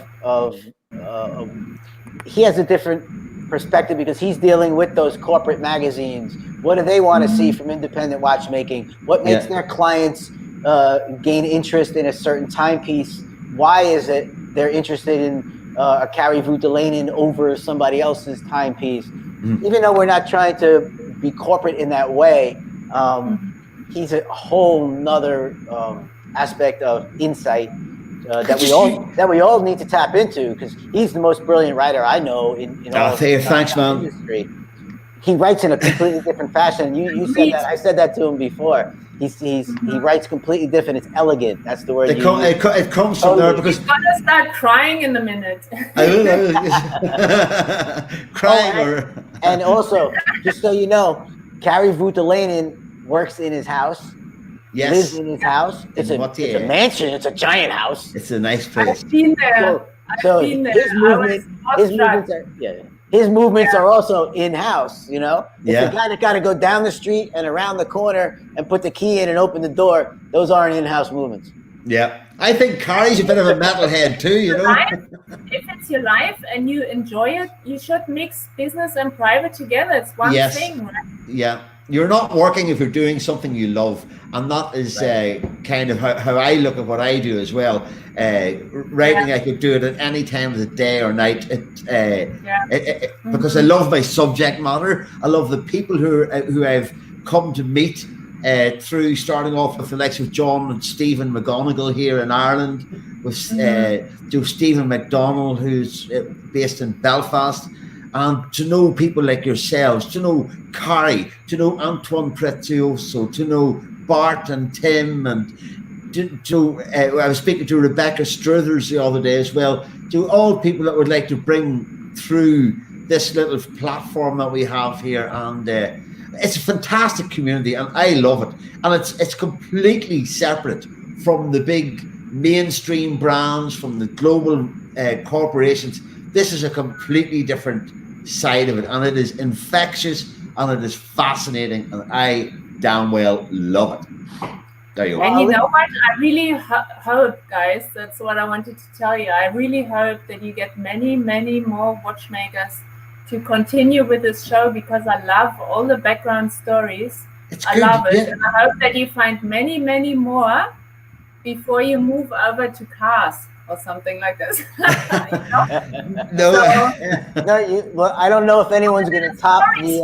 because like you, Dan, or even like you, Johnny, you know, we get to meet a few of them, and I met Kari and I met Vianney, and I was also at John McGonagall's actually in Aria, and so, but I'd love to meet many more, and that's where your channel comes in, because you get all the little background stories without even leaving your home, you know, and so I hope that you continue with that for a long time. You can find out your favorite watchmaker was pulled backstage by Lemmy's guys to come into the room to play flippers. Yeah. Where else are you going to hear that but on this show? Yeah, awesome. Totally. That's awesome. Well, all I can say, Eva, is the time is now. The collectors that are listening to this, and the collectors that will be listening to this later, if they're not listening to it live, I think we all know now that when some people, they get their first big check, if they're work in the financial district or wherever their job may be, they usually go out and buy a Rolex, get them hooked, and they buy a Patek. Then they realize, like what you said, wow, but nowadays you can look and they can see inside the Patek where previously they couldn't, and they say, wow, you know, this is incredible. Then maybe they buy Audemars, and then they're like, what's next? And what independent watchmaking nowadays, what you started, what you changed from the infancy when you and the impact that you made, is we are now above all of that. We are the pinnacle people that are pushing the boundaries of micromechanical art. You pushed them way back when, and it's your timepiece is obviously still at the top of relevancy now, but that's where they'll end up. That's where we are. It's not what it was 15 years ago, Eva. It's not. It's not the struggle. Where am I going to sell one timepiece? We know what we are now, and we have the right and to say to people, if you want my art, you know, you have to pay for my art. It would be nice if you prepaid for my art, so we can buy more machines, right? And have a little more of a comfort feeling. Because artists, I know this from music, we create better when we have less stress in our lives. So in the beginning, those first two pieces for a young watchmaker are very, very difficult if they're trying to have a side job and whatever they're trying to do. But once we get rolling and we do have some pre-orders, it gets easier, because we can create, we can stop and make something better we might not have made better before, because we had to get through it, you know, to get those funds or whatever it may be.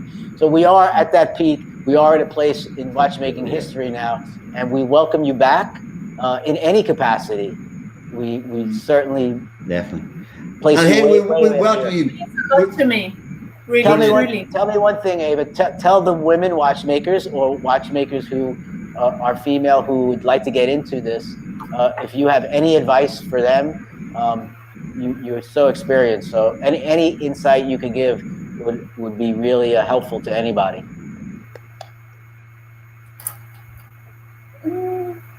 Can't really think of anything, you know. It's some people ask me why aren't there more women outside? I'm not even sure, other than we don't have your tunnel vision, you know, guys. And, you know, we get very emotionally attached, like I said before, that I want to buy my own watches back, you know, or something like this. Other than that, I don't know what the difference is between guys and girls, yeah? Yeah, my grandfather was a physicist, and he probably put me on that path, you know. When I was little, he would always tell us kids that we would be able to understand any sort of mechanism if you just look at it long enough, you know. And he let me look into his grandfather clocks, and he showed me the wood turning lathe and all that sort of stuff. he probably put me on that path. Other than that, I can't really explain what it is, but it feels as if it's just coming through me. I love it, you know. Yeah. Like there's a clockmaker in Australia. He's a South African, and him and his family, they live 2 hours south of Sydney, and he is for me the pinnacle. He's built an astronomical clock for his client in the States, and he's been on it for I think 12 years. And every now and again I went to visit him, and he's nearing completion. It's got, I don't know, all the complications that it has, but it's a lot, you know. It's filling up half a room. And whenever he sends me updates with pictures or videos, I don't know why, but I start crying because it moves me so much, you know. Wow. And what he said before, a Patek or something, these watches, they're high, they're top end, you know. They're very high quality and they're very developed. Yeah. So with my watch, I run into problems all the time, and I find solutions.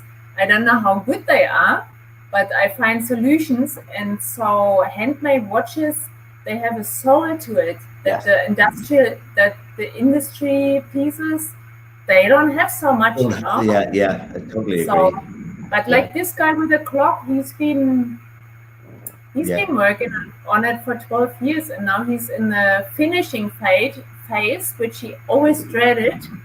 And he sent me an Excel sheet today of the 6,400 parts that he's already finished. He's expecting to be finishing the clock by the end of the year, yeah, just to give you an idea. He sounds a little bit like Mickey Ileta, who is the eccentric clockmaker, AHCI guy, who's just another wonderful character. It's just awesome indeed. But hey, listen, we are hitting 2 hours here, and but you know, it's been. I would love to say I would love to have you back again sometime, because I think that's the nature of what we want to do is to have a kind of a round table that we can talk, and when we can come back and become friends, and our people get used to us, and you know, and it's good to promote the whole concept of independent watchmaking, to show the people behind it, to go behind the scenes, and to put a spotlight on the absolute, how fascinating, how addictive it is that you guys can work 7 days a week. You have no boss, you have nobody telling you what to do, and it's just, you gotta be there. You get up in the morning, you gotta go in and flick a few switches and get started, and to portray that, because I think some people, especially where I live, think watches are things, and it's not really interesting. But once you get to know what's going on behind the scenes, I think it changes that completely. So it's a classical art. And you know, you said that maybe someday we'll end up talking about cars. Hey, Eva, I think, you know, there'll still be watches. There'll still be watches when there are no cars. You know, when they're not making cars anymore, they'll still be making watches. They were making watches before cars, and they'll be making them after it as well. Hopefully, if we don't all screw up like so. I just want to say, Eva's been a role model to myself and so many others. She's a trendsetter. We're glad to have her back, and you know, with pleasure. I'd love to. Yeah. Excellent. That's really cool. Yeah. We're really glad to have you back in any capacity. You stand for what we are, and you open the doors for independent watchmaking when it wasn't cool. It was really hard to do, and you stepped out of the box way back when, and now you'll step out of it again. And we all support you, and that's you are what independent watchmaking is. And if there's anyone, and I've said this quietly to others, actually there really isn't anyone I've ever wanted to really collaborate with, but if there is anyone, there's only one, and I'm not cleaning the shit off my nose, pardon my language. it is you. Wow. You are, just to give you guys an idea of in watchmaking land and watchmaking brain and training and so forth, who the wacky people are. Yeah, there's V&A Hote and a couple others, but yeah, we're gonna make a synonym out of your four initials, DASEL. We'll work on that, will we? And but hey, yeah, Eva, thank you very much indeed. By the way, Eva, whenever we close off here, if you want to hold on for a moment, we'll just say our goodbyes after that. So for everyone who has joined us tonight for another episode of In the Metal, let us just say thank you very, very much. I hope that you're enjoying it half as much as we are, and that you're getting the drift of what's going on in this incredible world of independent watchmaking. So I want to thank Dan Spitz, the man, with that incredible piece of that balance wheel. The balance wheel, the size of that. Wow. Titanium. The titanium balance wheel. So we'll get looking at those things and more heavy metal horological news every week with ourselves in the Metal. Eva, thank you so much for joining us. What a pleasure. What an honor. Dan, as ever, fantastic. Peace out. Bye, folks.